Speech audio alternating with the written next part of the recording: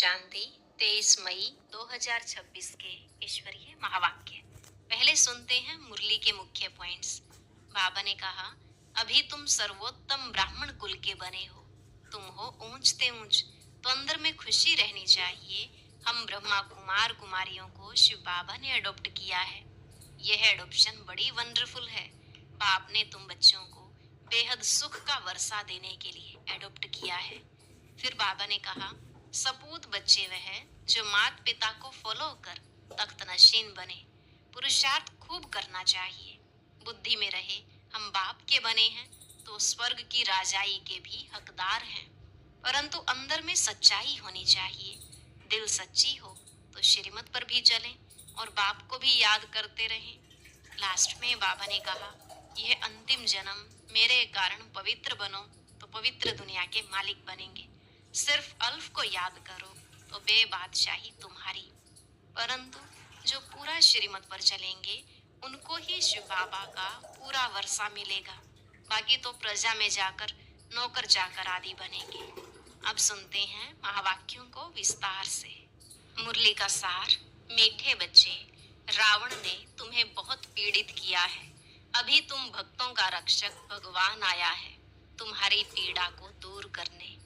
प्रश्न, सपूत बच्चों की मुख्य 2 निशानियां सुनाओ। उत्तर, सपूत बच्चे सदा माता पिता को फॉलो कर तख्त नशीन बनेंगे, खूब पुरुषार्थ में लगे रहेंगे। दूसरी निशानी, उनकी बाप से दिल बहुत सच्ची होगी। सच्चे दिल वाले सदा श्रीमत पर चलेंगे। अगर अंदर में सच्चाई नहीं तो याद में रह नहीं सकते। गीत, भोलेनाथ से निराला कोई और नहीं। ओम शांति।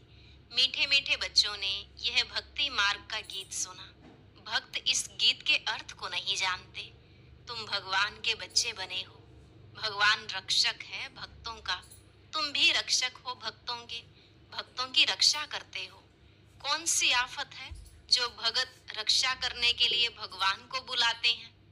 भक्तों को रावण का बहुत दुख है। रावण संप्रदाय पीड़ित है दुखों से, तो भोलानाथ को याद करते हैं। वह है रावण संप्रदाय, यह है राम संप्रदाय।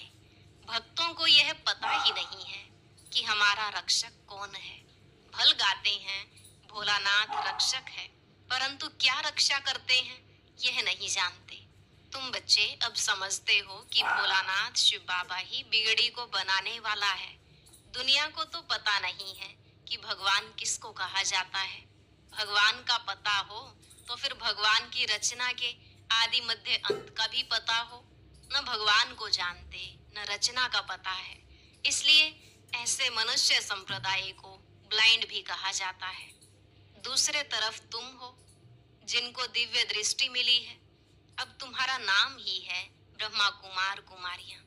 बोर्ड पर भी नाम लगा हुआ है ब्रह्मा कुमारी ईश्वरीय विश्वविद्यालय। सिर्फ ब्रह्मा कुमारियां हो नहीं सकती, प्रजापिता ब्रह्मा है ना। पिता के साथ बच्चे और बच्चियां दोनों होते हैं। प्रजापिता ब्रह्मा को ही इतने ढेर बच्चे हो सकते हैं, तो समझना चाहिए यह बेहद का पिता है। यह भी जानते हैं ब्रह्मा विष्णु शंकर को रचने वाला बाप ही है, जिसको निराकार कहा जाता है। यह हो गया बेहद का बाप। यह भी जानते हो परम पिता परमात्मा ब्रह्मा द्वारा रचना रचते हैं। इनकी सारी रचना है। सब मनुष्य मात्र वास्तव में शिव वंशी हैं। अभी तुम आकर प्रजापिता ब्रह्मा की संतान बने हो। यह है नई रचना। परम पिता परमात्मा ब्रह्मा द्वारा रचना रचते हैं तो तुमको ब्रह्मा कुमार कुमारियां कहा जाता है। इतने बेहद के बच्चे हैं, जरूर बेहद का वर्षा लेते होंगे। बच्चे जानते हैं हम ब्रह्मा कुमार कुमारियों को शिव बाबा ने एडॉप्ट किया है। शिव बाबा कहते हैं तुम हमारे बच्चे हो। तुम आत्माएं भी निराकार थी, परंतु ज्ञान तो साकार में चाहिए। तुम जानते हो हम आदि सनातन देवी देवता धर्म के थे। ब्रह्मा द्वारा रचना यहाँ होती है।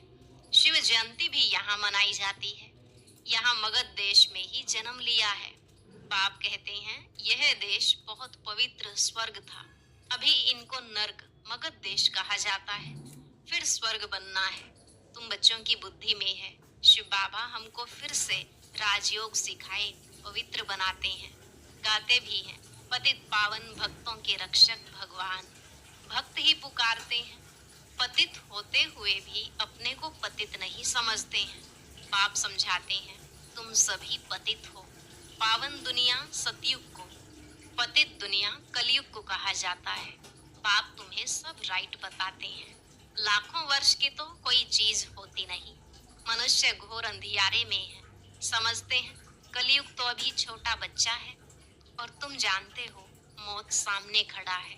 अंधियारे और रोशनी का वर्णन संगम पर ही किया जाता है। अब तुम घोर प्रकाश में आए हो। सतयुग में तुम यह वर्णन नहीं कर सकेंगे, वहां यह नॉलेज ही नहीं रहती। इस समय बाप बैठ बच्चों को समझाते हैं, तुम सतयुग में सूर्यवंशी घराने के थे, फिर अंत में आकर शूद्रवंशी घराने के बने हो, अब फिर ब्राह्मण वंशी बने हो। अभी तुम हो सर्वोत्तम ब्राह्मण कुल के, तुम हो ऊंचते ऊंच। यह ईश्वरीय कुल है ना। बाप के पास आते हैं तो बाबा पूछते हैं किसके पास आए हो, तो कहते हैं बाप के पास। बाप दो हैं, एक है लौकिक, दूसरा पारलौकिक। सभी शालिग्रामों का बाप एक ही शिव है। तुम्हारी बुद्धि में यह टपकता है, हम एक बाप के बच्चे हैं जिससे वर्षा लेते हैं। निराकार वर्षा तो साकार द्वारा ही देंगे ना। बाप खुद कहते हैं, मैं साधारण तन में आकर प्रवेश करता हूँ। अब बाप बच्चों को कहते हैं, बच्चे देही अभिमानी भव, अपने को आत्मा समझो। यह देह विनाशी है, आत्मा अविनाशी है। आत्मा को ही 84 जन्म लेने पड़ते हैं, न कि देह को। देह तो बदलती रहती है, फिर दूसरे मित्र संबंधी मिलते हैं। अभी आत्मा को बेहद के बाप से वर्षा लेना है, परम पिता परमात्मा द्वारा। तुम ही सुनकर फिर धारण करते हो। संस्कार तुम्हारी आत्मा में है, आत्मा में ही संस्कार रहते हैं। ऐसे नहीं कि शरीर के संस्कार कहेंगे, नहीं, तुम्हारी आत्मा के संस्कार तमो प्रधान है, उनको अब चेंज करना है। काया कल्प तरु कहा जाता है। काया कल्प वृक्ष समान बनती है, आयु भी बड़ी रहती है। तुम जानते हो यहाँ तो आयु बहुत छोटी रहती है। छोटी आयु में ही बैठे बैठे अकाले मृत्यु हो जाती है। अभी तुम काल पर विजय पाते हो, वहाँ काल कभी खाता नहीं। अकाले कब शरीर नहीं छूटता। तुम जानते हो अब यह शरीर बूढ़ा हुआ है, इनको छोड़कर नया लेना है। शरीर छोड़ने समय भी बाजे बजते हैं, जन्म लेने समय भी बजते हैं, वहाँ रोने की बात ही नहीं होती।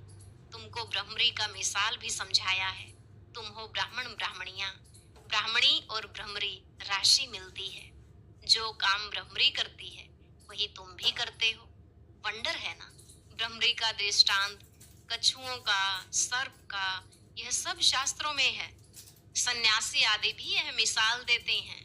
अभी तुम बच्चे बाप द्वारा यह सब समझ रहे हो। वह तो हुआ भक्ति मार्ग, पास्ट का गायन करना। इसका फिर बाद में गायन होगा। इस समय ही बाप इस तन में आते हैं। इनको यानी ब्रह्मा को भगवान नहीं कहा जाता है, वह तो फिर अंधश्रद्धा हो जाती है। ऐसे भी मनुष्य हैं जो राम को, श्री कृष्ण को भगवान समझते हैं। श्री कृष्ण के लिए, राम के लिए भी कह देते, वह तो सर्वव्यापी है। कोई कृष्ण पंथी, कोई राधे पंथी होते हैं। राधे पंथी वाले कहेंगे सर्वत्र राधे ही राधे हैं। कृष्ण पंथी कहेंगे जिधर देखो कृष्ण ही कृष्ण है। राम पंथी राम ही राम कहेंगे। समझते हैं राम कृष्ण से बड़ा है, क्योंकि राम को त्रेता में और श्री कृष्ण को द्वापर में ले गए हैं। कितना अज्ञान है। अब बाप तुम बच्चों को समझा रहे हैं, कितने ढेर ब्रह्मा कुमार कुमारियां हैं। जरूर बेहद का बाप होगा। तुम कोई से भी पूछ सकते हो, कभी नाम सुना है प्रजापिता ब्रह्मा का? बाप ने स्वर्ग की नई रचना रची है। गाया भी जाता है ब्रह्मा द्वारा ब्राह्मण। जब तक तुम सब ब्राह्मण ब्रह्मा की मुख वंशावली नहीं बने हो, तब तक दादे से वर्षा ले नहीं सकते। बेहद के बच्चे बेहद का वर्षा बाप से ही लेते हैं। लिया था बरोबर। बरोबर स्वर्गवासी थे, अभी नर्कवासी बन गए हैं। अब फिर प्रजापिता ब्रह्मा द्वारा परम पिता परमात्मा विष्णुपुरी स्वर्ग रच रहे हैं। कितना सहज है। शिव बाबा पूछते हैं, आगे तुमको यह ज्ञान था, इनकी आत्मा ही कहती है, मेरे में यह ज्ञान नहीं था। मैं भी विष्णु का पुजारी था। जो हम पूज्य थे, सो अब पुजारी आकर बने। अब फिर बाबा आकर पुजारी से पूज्य देवता बना रहे हैं। तुम बच्चों को अंदर में खुशी रहनी चाहिए। परम पिता परमात्मा ने आकर हमको एडॉप्ट किया है। मनुष्य मनुष्य को एडॉप्ट करते हैं ना। बहुत मनुष्य होते हैं जिनको अपने बच्चे नहीं होते हैं, तो एडॉप्ट करते हैं। अब बाप जानते हैं मेरे बच्चे सब रावण के बन गए हैं, इसलिए मुझे आकर फिर से एडॉप्ट करना पड़े। ब्रह्मा द्वारा अपने बच्चों को एडॉप्ट करते हैं। यह एडॉप्शन कितनी वंडरफुल है। तुम ही जानते हो, शिव बाबा ने हमको ब्रह्मा द्वारा एडॉप्ट किया है। शिव बाबा कहते हैं, मैंने तुम बच्चों को एडॉप्ट किया है तुमको बेहद सुख का वर्षा देने। यह ब्रह्मा तो दे नहीं सकते, यह भी मनुष्य है ना। प्रजापिता ब्रह्मा, मनुष्य यह ज्ञान नहीं देते हैं। ज्ञान का सागर निराकार परम पिता परमात्मा ही बैठ यह ज्ञान देते हैं। ब्रह्मा को अथवा विष्णु को ज्ञान सागर नहीं कहा जाता। इन तीनों की महिमा अलग है। ज्ञान सागर पतित पावन एक बाप है। सारी दुनिया के मनुष्य मात्र उनको बुलाते हैं। अंग्रेजी में भी कहते हैं वह लिबरेटर है। जिससे दुख मिलता है उससे लिबरेट किया जाता है। बाप भी यहाँ आकर रावण से लिबरेट करते हैं। रावण राज्य भी यहाँ हुआ है। यहाँ ही रावण को जलाते हैं। जलाकर फिर कहते हैं सोने की लंका लूटने जाते हैं। उनको तो कुछ पता नहीं है रावण क्या चीज है, कब का यह दुश्मन है। समझते हैं राम की सीता चुराई गई। यह नहीं समझते कि हम सब सीताएं हैं, हम रावण की जेल में फंसी हुई हैं। यह ज्ञान किस में भी नहीं है। कथाएं बैठ सुनाते हैं। शिव बाबा कहते हैं, मैं दूर देश का रहने वाला आया हूँ इस देश पर आए। यह पतित दुनिया पुरानी है ना, यह है रावण की दुनिया। बुलाते भी हैं, हे बाबा आओ, हम पतित बन गए हैं। बाप कहते हैं, हमको पावन बनाने इस पतित दुनिया में आना पड़ता है। और मुझे आना भी उस तन में है जो पहले नंबर में पावन था, जो सुंदर था, वही अब श्याम बना है। कितनी वंडरफुल बातें हैं। श्री कृष्ण को श्याम सुंदर क्यों कहते हैं, ये किसको पता नहीं है। क्या एक श्री कृष्ण को ही सर्प ने डसा? सतयुग में थोड़े ही सर्प आदि होते हैं। बाप कहते हैं, यह अंतिम जन्म मेरे कारण पवित्र बनो तो पवित्र दुनिया के मालिक बनेंगे। सिर्फ मुझे याद करो और पवित्र बनो। अल्फ को याद करो तो बेबादशाही तुम्हारी है। यह है सहज राजयोग, सहज राजाई। बच्चा पैदा हुआ और वर्षे का हकदार बना।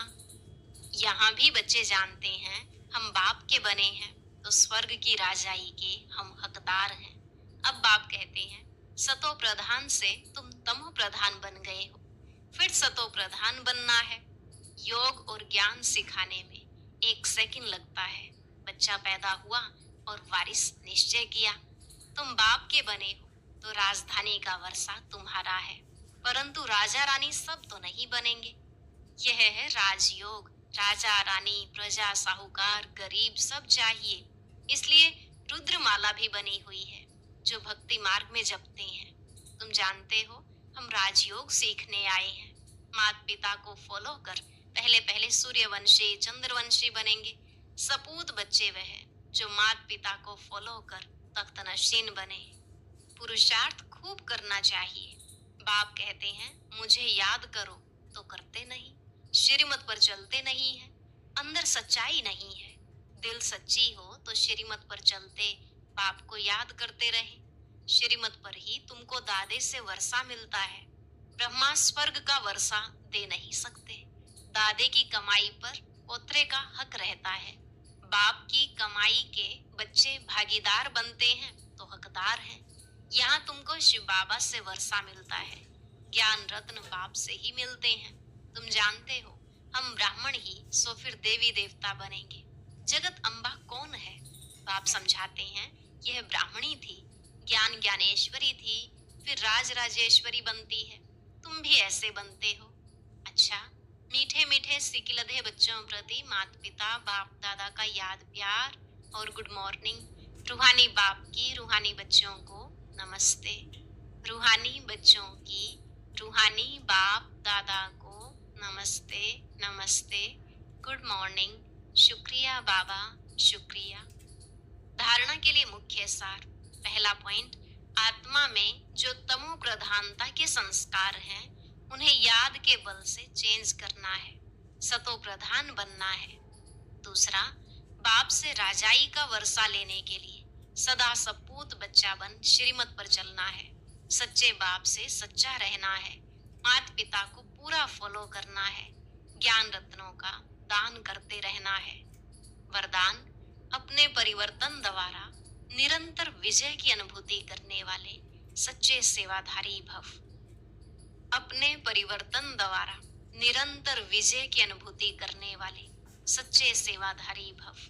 बाबा ने कहा, जैसे निरंतर योगी बने हो ऐसे निरंतर विजयी बनो तो सच्चे सेवाधारी बन जाएंगे।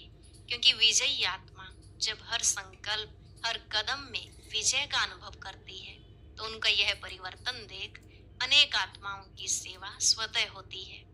उनके नैन रूहानियत का अनुभव कराते हैं। चलन बाप के चरित्रों का साक्षात्कार कराती है। मस्तक से मस्तक मणि का साक्षात्कार होता है। ऐसे अपनी अव्यक्त सूरत से सेवा करने वाली विशेष आत्मा को ही सच्चा सेवाधारी कहा जाता है। स्लोगन, विशेषताएं व गुण दाता की देन है, दाता को देखो व्यक्ति को नहीं। विशेषताएं व गुण दाता की देन है, दाता को देखो व्यक्ति को नहीं। अव्यक्त इशारे, सदा अचल अडोल एक स्थिति का अनुभव करो। आत्मिक स्थिति के अभ्यास से वायुमंडल को रूहानी बनाओ तो और सब बातें स्वतः ठीक हो जाएंगी। सब एक मत और एक रस हो जाएंगे।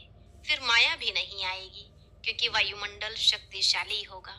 वायुमंडल को शक्तिशाली बनाने के लिए याद के प्रोग्राम रखो और आपस में उन्नति के लिए रूह रिहान की क्लासेस करो, स्नेह मिलन करो, धारणा की क्लासेस रखो तो सफलता मिल जाएगी।